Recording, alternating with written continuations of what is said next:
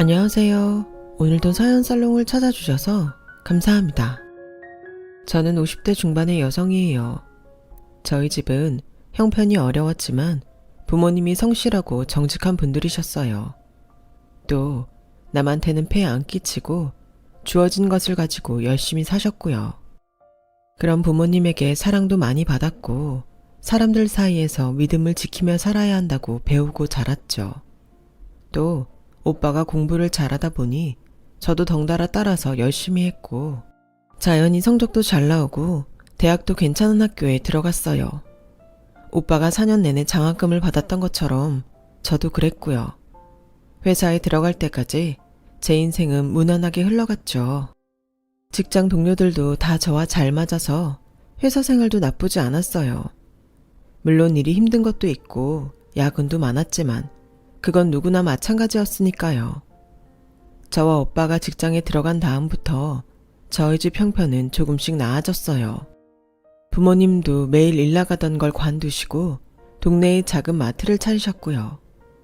저희는 돈이 많지도 않고 부동산이 있는 것도 아니었지만 항상 행복했죠. 제 삶은 이렇게 계속 큰 굴곡 없이 잘 흘러갈 거라고 생각했어요. 회사에 들어가 3년 차쯤 되니 주변의 동기들이 하나 둘 결혼을 하기 시작하더군요. 특히 여자 동기들의 결혼식이 많아졌어요. 저는 그때까지 남자 한번 제대로 사귀어 본 적이 없었기 때문에 남자들 앞에 가면 어쩐지 어색하고 긴장이 되곤 하더라고요.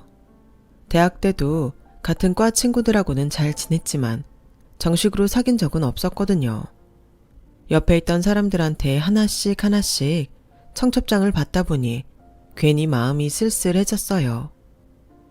이렇게 다들 결혼한다고 매주 난리들인데 나는 남들 다 아는 연애도 한번 못 해봤으니 나름 인생 잘 살았다고 생각했는데 그것도 아니네. 라며 혼잣말로 푸념을 하는 날이 늘어갔어요. 그러던 어느 날 대학 모임에 갔는데 저와 좀 친했던 과 동기 한 명이 너 소개팅 할래? 내 남친 골프 모임 멤버인데 너랑 잘 맞을 것 같아. 골프 모임? 골프 칠 정도면 되게 잘 사는 거 아니야? 당시만 해도 저희 나이대에 골프를 치는 사람들은 돈 꽤나 있었거든요. 돈 많으면 좋지 뭘 그래. 치과 의사인데 매너도 좋고 성격도 너무 괜찮아. 그 사람 자기가 벌어서 성공한 사람이야. 집안 도움 받은 거 하나도 없어. 그래서 여자 집안 따지고 그러지도 않더라고. 너도 사람도 좀 만나보고 결혼 생각도 해야지. 마지막 말에 저는 소개팅에 나가겠다고 했어요. 이제 더 이상 신세 한탄이나 하며 시간을 보내고 싶지 않았거든요. 남자는 인상도 순하고 꽤 괜찮았어요. 첫 만남인데도 제가 어색하지 않게 분위기를 잘 만들어줬고 덕분에 저는 굉장히 편안하게 얘기를 나눌 수 있었어요. 효정 씨는 처음 보는 사람 같지 않게 마음이 잘 통하네요. 저도 민호 씨하고 있는 게 불편하지 않아요. 저희는 그 다음 주에 또 만나기로 했고 그렇게 한 달을 만난 후 정식으로 사귀기로 했어요. 저는 사실 골프 모임도 나가고 부티나 보이는 이 남자가 나를 만나면 얼마나 만나겠나 싶어서 깊게 생각하지 않았어요. 그 사람이 다른 약속이 생겼다고 저와 만나는 걸 취소해도 그러려니 했죠. 그런 제 태도가 남자를 더 조바심나게 한 건지 그 사람은 같이 저녁을 먹다 말고 효정 씨는 왜 내가 데이트 취소해도 뭐라고 안 해요? 친구들 얘기 들어보면 여자들이 난리 난다고 하던데. 뭐 그럴 수도 있죠. 나만 만나는 것도 아니고 바쁘잖아요. 혹시 나 말고 딴 남자 있는 거 아니에요? 무슨 말도 안 되는 소리래요. 난 민호 씨 배려하느라 그런 건데 딴 남자가 있냐는 둥 그렇게 얘기하는 건 정말 불쾌하네요. 저는 밥을 먹다가 말고 그대로 일어나 집으로 돌아와 버렸어요. 남자가 따라오며 미안하다고 했지만 저는 받아주지 않았어요. 그 사람은 며칠씩 저한테 전화하고 회사 퇴근길에 기다리며 미안하다며 100배 사죄하더군요. 내가 정말 실수했어요. 효정 씨 진심을 모르고 남들이 하는 얘기에 솔깃해서 쓸데없는 말 했어요. 라며 저한테 장미 백송이 꽃다발을 내밀었고 저는 뭐 이런 것까지 사요. 알았어요. 그럼 우리 다시 만나는 거죠? 헤어진 거 아니죠? 헤어질 마음 먹고 있긴 했는데 민호 씨가 이렇게까지 사과하는 거 보니 정말 실수인 것 같아서 생각 바꿨어요. 라고 하니 아이처럼 너무 좋아하더라고요. 그 후 저희는 순조롭게 만남을 이어갔고 그렇게 1년 정도를 만난 뒤 남자가 먼저 결혼 얘기를 꺼냈어요. 민호 씨는 나 어디가 마음에 든 거야? 나 사실 그게 궁금해. 생활력 있고 당당한 거. 여자들이 내가 치과 의사라고 하면 어떻게든 잘 보이려고 좀 비굴해지는데 효정이 너는 그런 게 없어. 라며 저의 장점을 치켜 세워줬어요. 저는 일단 긍정적으로 생각해 보겠다고 했고 남자는 우리 가족을 만나고 싶다고 했어요. 그래서 오빠 결혼식 날 저를 보러 와서 자연스럽게 인사하라고 했죠. 엄마 아빠는 손님을 만나라 바쁜 중에도 그 사람을 많이 챙겨주셨어요. 오빠와 새언니하고도 인사를 했고요.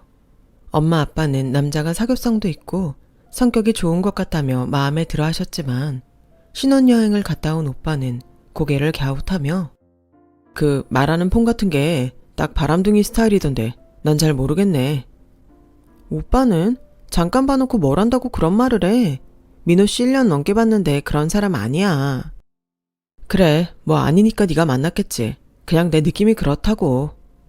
라며 저를 존중해주면서도 여전히 떨떠름해 하더라고요. 원래 오빠들이 여동생이 결혼할 상대 데려오면 괜히 꼬투리 잡는다더니 우리 오빠도 딱 그런 케이스 같았죠. 그리고 남자 어머니를 만나러 갔는데 딱히 저를 반기시는 것 같지는 않았어요. 남자가 어릴 때 아버지가 돌아가시고 혼자서 키우셨다는데 애지중지 키운 아들이 결혼을 한다니 섭섭할 수도 있겠더라고요. 그런데 저를 보자마자 하는 말에 저는 좀 당황스러웠어요. 아가씨, 집 혼수 얼마나 해올 수 있어? 우리 최소 1억은 해와야 돼. 엄마, 오늘은 돈 얘기 안 하기로 했잖아. 사람 보자마자 이러는 게 어딨어? 우리도 그렇고 저 아가씨네 집안 수준은 비슷한데 돈은 네가 훨씬 많이 벌잖아. 그러면 그만큼 받아야지. 그만 좀 해. 오늘은 기분 좋게 밥만 먹기로 했잖아. 라며 너무 솔직한 자기 엄마의 말을 끊어주는 남자가 고맙더라고요. 혼수 1억이라니 의사, 변호사, 검사 등등 사자 붙은 집안에서 엄청난 혼수를 요구한다는 얘기를 듣기는 했어도 제 일이 될 줄은 몰랐어요. 혼자서 속으로 그냥 해본 말이 아닐까 하며 그저 지나가길 바랐지만 남자 어머니는 진심이었어요. 아들 치과의사 만드느라 고생한 세월이 있으니 그 마음도 이해가 안 가는 건 아니다. 어쩌겠냐? 네가 좋다는 사람인데 결혼한다면 어떻게든 해봐야지. 당시 저는 곧 30을 눈앞에 두고 있었고 주변에 미혼인 친구들도 많이 없어서 마음이 조급하기는 했어요. 그러니 여유가 없어서 어떻게든 나 좋다는 사람 잡아야겠다고 생각했죠. 혼수 비용은 제가 그동안 모은 적금과 오빠와 부모님 도움으로 겨우 해결했어요. 저희는 원하는 대로 했는데도 남자 어머니는 못마땅한 표정이었어요.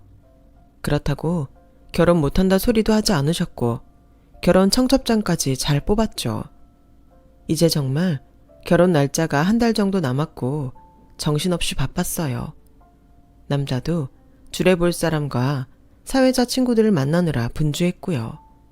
그러는 가운데 결혼식이 보름 앞으로 다가왔어요.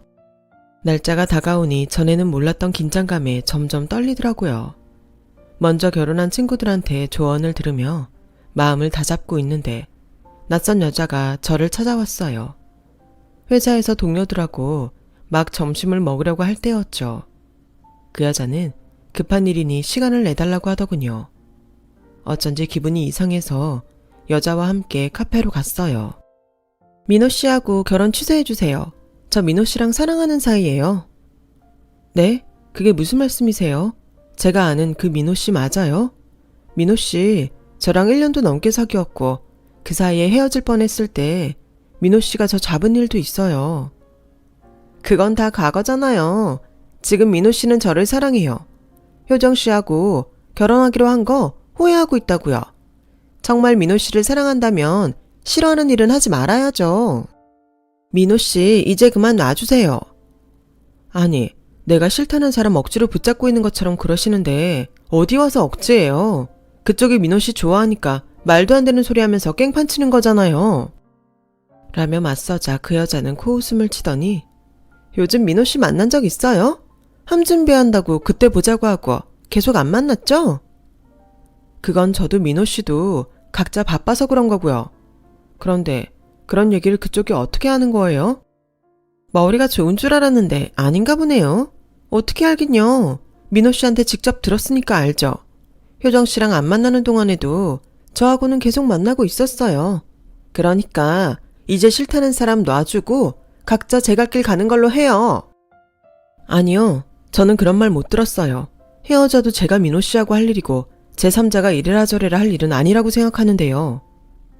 그걸 당사자가 못하고 있으니까 제가 이러는 거잖아요. 저라고 뭐 좋아서 하는 줄 알아요? 아무튼 빨리 결정하세요. 어물쩡거리다가 괜히 결혼식 날 망신당하지 말라고요. 라고 앙칼지게 협박 같은 말을 남기고 가버렸어요. 저는 가슴이 뛰고 머리가 어지러워 바로 일어나지도 못했어요. 회사에 돌아와서 남자한테 여러 차례 전화를 했지만 연락이 되지 않았어요. 퇴근길에도 그 사람은 보이지 않았고 치과로 찾아갔을 때는 이미 문을 닫은 후였어요. 집에 돌아와 계속 전화를 해도 받지 않자 점점 두려운 생각이 들었어요. 저는 어떻게든 남자와 만나야 했죠. 다음날 회사를 퇴근하자마자 남자 집으로 갔어요. 하루 종일 일을 어떻게 했는지 기억도 나지 않을 지경이었어요. 남자 집에는 불이 꺼져 있었어요. 배를 누르려는데 왜 그렇게 가슴이 떨리던지 꼭 금세 터져서 죽을 것만 같더라고요. 그때 남자 집 앞에 자가용 한 대가 와서 섰어요. 왜 그랬는지는 모르겠지만 저는 반사적으로 도망쳐서 몸을 숨겼어요. 차에서는 남자와 전날 저를 만나러 왔던 여자가 내리더군요. 두 사람은 다정하게 서로 팔짱을 끼고서 집으로 들어갔어요. 하하호호 웃음소리까지 내면서 말이죠. 저는 두 사람 앞으로 뛰쳐나가고 싶었지만 몸이 움직이지 않았어요. 수치스럽고 자존심 상하는 마음이 더 컸던 것 같아요. 남자는 결혼 준비 때문에 바빴던 게 아니라 그 여자를 만나느라 시간이 없었던 거였어요. 저는 둘이 들어가고 난 후 불이 켜진 집을 한참 보다가 겨우 집으로 돌아왔어요. 온몸에 힘이 빠지고 다리가 휘청거려서 버스 정류장까지 미처 가지도 못해 택시를 타야 했죠. 너무 충격을 받아서 밤새 한잠 자지 못했고 아침이 되자마자 밥을 먹는 둥 마는 둥 남자의 치과로 갔어요. 그 사람은 저를 보더니 눈이 휘둥그레지더군요. 아침부터 웬일이야? 회사는 안 가? 어제 전화 많이 했는데 몰랐어? 혹시 혜경 씨가 찾아간 것 때문에 그래? 라며 너무 담담히 말하는 남자의 모습에 저는 더 큰 충격을 받았어요. 내가 어떻게 말해야 좋을지 몰라서 망설이고 있으니까 혜경 씨가 찾아갔나 보더라고. 내 뜻 알았으면 이제 물러나 줘. 아니, 내가 잡았어? 이게 무슨 적반하장이야? 뭐가 됐든 이제 상황이 전하고 다르잖아. 이대로 너랑 결혼하면 내 인생이 너무 불행할 것 같아. 내가 정말 사랑했던 건 네가 아니었어. 나 이제 환자들 봐야 되니까 그만 가줘. 여기서 더 소란 피우면 너만 볼썽 사납게 되는 거 알지? 라더니 간호사를 시켜서 저를 일방적으로 병원 건물 앞까지 몰아내는데 진짜 제가 이상한 사람이 된 기분이었어요. 너무 어이가 없어서 이대로는 못 그만둔다고 저도 어거지를 부렸어요. 결혼식이 2주도 안 남은 상황이었는데 부모님한테도 입이 떨어지지 않았고 친구들한테도 창피해서 뭐라고 얘기해야 할지 모르겠더라고요. 저는 어떻게든 결혼식장에는 들어가야 한다고 버텼어요. 결국에는 결혼 일주일 전 남자 어머니가 저를 찾아왔어요. 그러더니 봉투를 하나 내밀더군요. 우리도 더는 못하니까 제발 헤어져줘. 내가 처음부터 이 결혼 못마땅하게 생각한 거 너도 알지? 그거 모르면 사람도 아니지. 이제 민호도 너한테 마음 없다잖아. 마음 떠난 사람 붙잡고 있으면 뭐 할 거야? 껍데기가 뭐가 중요해? 결혼 전에 헤어지는 걸 다행이라고 생각해. 저는 그 자리에서 봉투를 열어보았어요. 남자 어머니는 순간 당황하는 것 같더니 이내 뻔뻔하게 담담해지더군요. 기가 막히게도 그 안에는 500만 원짜리 수표 한 장이 달랑 들어있었어요. 500이요? 5천도 아니고요. 저희가 혼수를 얼마를 했는데요. 어머니 받아가신 밍크코트하고 수입그릇 세트도 다 돌려주세요. 민호 씨 집에서 신혼살림 차린다고 인테리어 한 값도 주시고요. 예, 그건 이미 끝난 계산이야. 우리도 결혼 취소해서 손해가 있는데 그걸 감수하면서 지금 너한테 500만 원이나 주는 거라고. 혼수를 돌려달라니? 어디서 듣도 보도 못한 소리를 하는 거야? 이래서 못 사는 것들하고는 상대를 하지 말았어야 되는데. 라며 저를 기가 막힌다는 듯 쳐다보더라고요. 기가 막힌 사람은 저였지만 아무리 말을 해도 막무가내였고 남자 어머니의 논리는 깰 수가 없었어요. 자기네 손해가 더 크다니요. 이대로 결혼 그만두지 않으면 회사에서 크게 망신당할 줄 알라면서 오히려 협박만 당했죠. 남자하고는 더 이상 연락도 되지 않았고 치과에도 발을 들여놓지 못하게 저를 앞에서부터 막았어요. 그러더니 퇴근길에 저를 붙잡더니 자기 엄마가 준 500만 원을 도로 내놓으라더군요. 그거 내가 혜경이하고 여행 가려고 따로 둔 돈인데 엄마가 모르고 들고 나가신 것 같아. 일단 나한테 돌려줘. 이제 와서 그깟 500 받아서 뭐 하겠어? 응? 와, 진짜 아주 바닥을 보여주는구나. 야, 바닥은 네가 바닥이지. 어떻게 엄마한테서 500만 원을 받아? 먹고 떨어지겠다. 뭐 그런 뜻이었어? 라며 소리를 고래고래 지르는 걸 회사 사람들이 전부 다 봤어요. 결국 저는 결혼 3일 전 모든 걸 포기하고 열흘간 혼자 숨어 지냈어요. 그런 저를 찾아낸 건 바로 엄마였어요. 우리 딸이 너무 착해서 앞으로 인생은 좀 더 현명하게 살라고 미리 예방주사 맞은 거야. 엄마 아빠는 너만 건강하면 돼. 다른 사람들이 뭐라고 하는 거 아무것도 신경 쓰지 마. 라며 저를 안아주셨고 저는 엄마 품 안에서 엉엉 소리를 내어 통곡했어요. 결혼식은 부모님과 오빠가 정리를 해주셨지만 저의 충격은 쉽게 가시지 않았어요. 도저히 얼굴을 다닐 수 없어서 회사도 그만두고 집에만 있었어요. 회사 사람들도 학교 동기들도 다 제 얘기를 하면서 흉을 볼 것 같았거든요. 물질적인 손해도 손해지만 제가 친했던 사람들과도 다 끊어지니 정말 지옥 같았어요. 그렇게 몇 달을 보냈는데 오빠가 자기 일을 도와달라더군요. 오빠는 친구와 IT 계열 벤처 창업을 시작한 상태였어요. 돈 관리 같은 건 아무래도 믿을 수 있는 사람이 해주는 게 좋을 것 같아서 너한테 재무팀에 입사해달라고 정식으로 요청하는 거야. 내가 아무것도 못하고 있으니까 억지로 자리 만든 거 아니야? 우리 사업하는 사람들이야.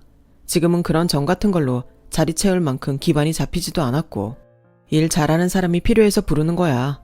효진이 너 그런 사람이야. 너한테 자부심을 가져. 라는 오빠 말에 저는 다시 기운을 내서 밖으로 나갔어요. 처음에는 자격지심에 전혀 모르는 사람인데도 제 흉을 볼 것 같아서 겁이 났는데 시간이 흐르고 적응이 되니 그게 다 쓸데없는 걱정이라는 걸 알게 됐죠. 일은 얼마 전까지 제가 해왔던 거라 크게 어렵지는 않았어요. 그리고 어떤 분야가 더 우리에게 이익이 되는지 철저히 조사해서 데이터를 만들어 보고했고 손해가 나는 쪽의 지출은 줄이도록 했어요. 저는 앞으로 오빠 사업이 어떤 분야를 키우면 좋을지 분석해서 올렸고 오빠와 임원들은 심사숙고해서 사업을 진행시켰어요. 오빠도 그렇고 동업하는 분도 머리가 워낙 좋아서인지 사업은 별 문제 없이 커나갔어요. 회사 규모가 커지고 사원 수도 늘어나자 오빠는 저를 재무이사에 추천했고 투표 결과 다수의 찬성으로 이사 자리에 오르게 됐고요. 그렇게 되기까지 꼬박 10여 년의 세월이 흘렀죠. 이사 취임을 하던 날 왈칵 눈물이 쏟아졌어요. 결혼식을 깨고 사람들 눈이 무서워서 밖에 나가지도 못하던 제가 이렇게 한 기업체에 이사가 되다니 스스로 감격스러웠어요. 오빠 고마워. 이게 다 오빠 덕분이야. 무슨 소리야. 다 네가 잘해서 이렇게 된 거야. 라며 저를 격려해줬어요. 저는 기념으로 가족들에게 선물을 사주겠다고 했고 엄마와 쇼핑 약속을 잡고 저녁에 만났어요. 저와 엄마는 고급 한정식 레스토랑에서 좋은 시간을 가졌죠. 엄마가 뭐랬어? 넌 더 잘 될 거라고 했잖아. 우리 집에서 회사 사장도 나오고 이사도 나오다니 엄마는 정말 꿈꾸는 것 같아. 이게 다 엄마가 우리 잘 키워줘서 그런 거지. 많이 먹어. 이따 쇼핑하려면 잘 먹어둬야 돼. 그때 저희 개인실에 반찬을 갖고 들어오던 직원이 저희를 보더니 에그머니나 소리를 지르며 반찬을 다 쏟아버리는 거 아니겠어요? 엄마와 제가 너무 놀라 자리에서 일어나 그 직원을 보는데 그 남자 어머니였어요. 남자 어머니는 레스토랑 직원 복장을 입고 젊어 보이게 염색과 화장을 했더군요. 그렇게 반찬을 엎어놓고 자기가 당황했는지 그냥 나가버리더니 돌아오지를 않았어요. 결국 지배인이 와서 100배 사죄하고 음식값을 받지 않겠다고 했어요. 안 그래도 실수가 많고 손님들한테 예의가 없어서 정리하려던 직원인데 정말 죄송하게 됐습니다. 더는 뭐라고 안 하겠는데 말로만 그러지 마시고 다시는 손님들 앞에 보이지 마세요. 네, 알겠습니다. 죄송합니다, 고객님. 라며 엄마의 말에 지배인은 더 고개를 숙였어요. 저는 한 번도 다른 사람들에게 나쁜 말 하지 않던 엄마가 그렇게 강하게 말하는 것에 깜짝 놀랐어요. 엄마도 저도 찝찝한 기분이 남은 채로 레스토랑을 나오는데 남자 어머니가 주차장에서 저희를 붙잡더군요. 효진이하고 효진이 엄마 맞죠? 나보고 놀랐잖아. 나도 너무 놀라서 그랬고 그동안 잘 지냈나 보네. 저기 내가 급해서 그러는데 돈 좀 빌려줄 수 있을까? 내가 꼭 갚을게. 라는 말에 엄마는 남자 어머니 손을 확 뿌리치며 이 옆에 내가 미쳤나? 언제적 효진이 엄마 찾으면서 다짜고짜 돈을 빌려달래. 저리 비키지 못해. 내가 오죽급하면 이러겠어요. 같이 자식 키우는 입장에 이러면 안 되죠. 효진이 엄마 급할 때는 돕고 살아야지. 지금 누구 보고 가르치려고 드는 거예요? 뭐 효진이 엄마요? 우리는 엄연 언니 레스토랑 손님이에요. 그리고 우리가 댁 은행이에요? 어디다 대고 자식 키우는 입장 운운하면서 돈 얘기를 해. 진짜 제정신이 아닌가 보네. 여기요. 지금 그쪽 직원이 우리 붙잡고 진상 피우는데 가만히 계실 거예요? 라고 제가 소리를 지르자 레스토랑 안에서 매니저와 직원이 나와서 남자 어머니를 끌고 갔고 남자 어머니는 내가 진짜 미안했어. 잘못했어요, 사부인. 제발 한 번만 용서해 주세요. 라며 소리를 질렀지만 저희는 듣지 않고 와버렸어요. 알고 보니 그 남자는 그 여자와 결혼한 후에 또 바람을 펴서 이혼했고 바람핀 여자를 두고 양다리를 걸치면서 굉장히 시끄러워졌다는군요. 바람 펴서 만난 두 여자가 남자를 협박하고 고소했고 남자는 억대의 돈을 여자들에게 물어줬지만 아직도 빚이 남았다고 해요. 그것 때문에 남자 어머니까지 나와서 일을 하고 있다고 하더군요. 저희 가족은 그게 다 자업자득이라며 결혼 전 깨진 게 정말 천운이었다며 저를 위로했어요.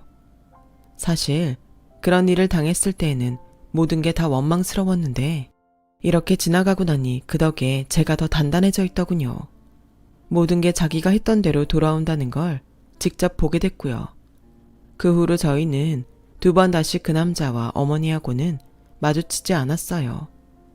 제가 바르고 성실하게 살다 보면 더 좋은 일들이 많겠죠. 열심히 살아보겠습니다. 제 얘기는 여기까지예요. 끝까지 들어주신 분들 모두 감사드리고요. 다들 가정이 평온하시고 행복하시길 바랄게요. 건강히 잘 지내세요. 여러분, 사연 댓글에 응원과 현명한 조언 부탁드려요. 좋아요와 구독은 저에게 큰 힘이 됩니다. 오늘도 좋은 일 가득하세요.